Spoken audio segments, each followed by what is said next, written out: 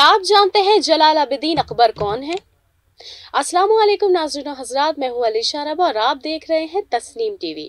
आज बात करने जा रहे हैं अजीमुशान शहंशाह जलालुद्दीन अकबर के बारे में और वजूद अकबर के बारे में।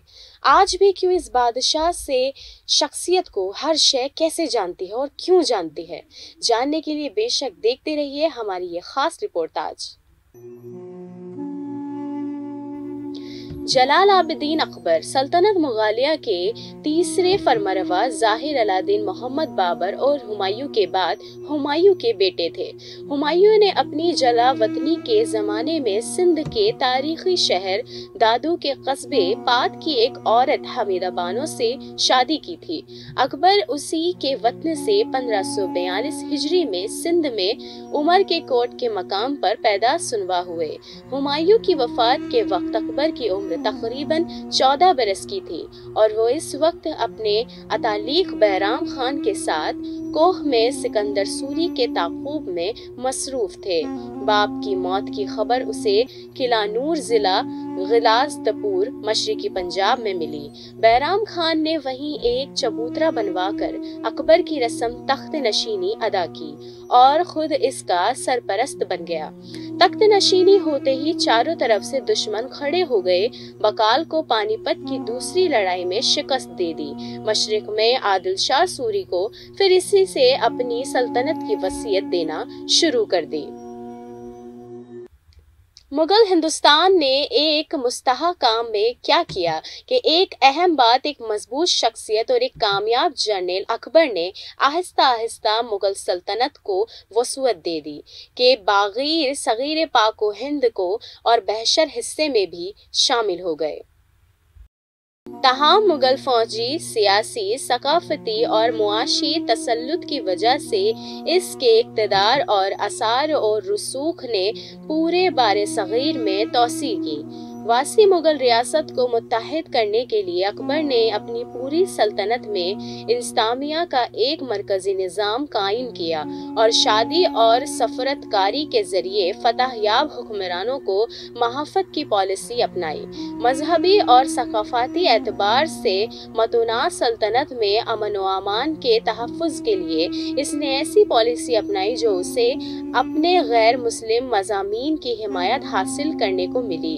काबिल बंधुओं और इस्लामी रियासत की सख्त को बरकरार रखते हुए अकबर ने अपने बादशाह की हैसियत से हिंद फारसी सकाफत के जरिए इजहार वफादारी के जरिए अपने दायरे की दौर और दराज की जमीनों को मुत्तहिद करने की कोशिश की।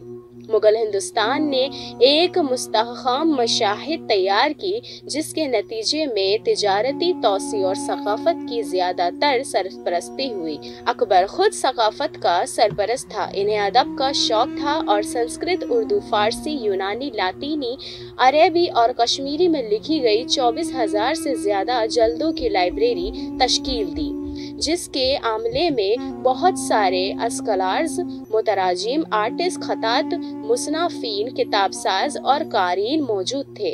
इसी ने खुद को 3 अहम गरों के जरिए खुद कितलाग में शामिल कर लिया था। तो चलिए जानते हैं अब अकबर ने और क्या क्या किया। अकबर की तमाम सिफतों के बारे में बताए जाने वाले इस खुलासे से जहन में उस शख्सियत का उरूज आने लगता है। कैसे, देखिए ये रिपोर्ट आज। अकबर ने फतेहपुर सीकरी की लाइब्रेरी को खुसूसी तौर पर खवातीन के लिए भी कायम किया और इसने फैसला दिया कि मुसलमानों और हिंदू दोनों की तालीम के लिए स्कूल पूरे दायरे में कायम किया जाना चाहिए। उन्होंने किताब साजी को भी एक आला फन बनाने की तरगीब दी। बहुत सारे अकायद, शायरों, ममारों और कारीगरों के मुक़द्दस इंसानों ने मुतालिया और गुफ्तगू के लिए पूरी दुनिया से इसके दरबार को आरस्ता किया। दिल्ली, आगरा और फतेहपुर में अकबर ने अलादतीन फ़ानून, खुतूत और सीखने के मराकज़ बन गए। इस्लामी सकाफत ने मुकामी हिंदुस्तानी अनासिर के साथ मिल जाना शुरू किया और मुगल तरस के फ़ानून, मुसावरी और फ़न तामीर के जरिए एक अलग हिंद फारसी सकाफत उभरी।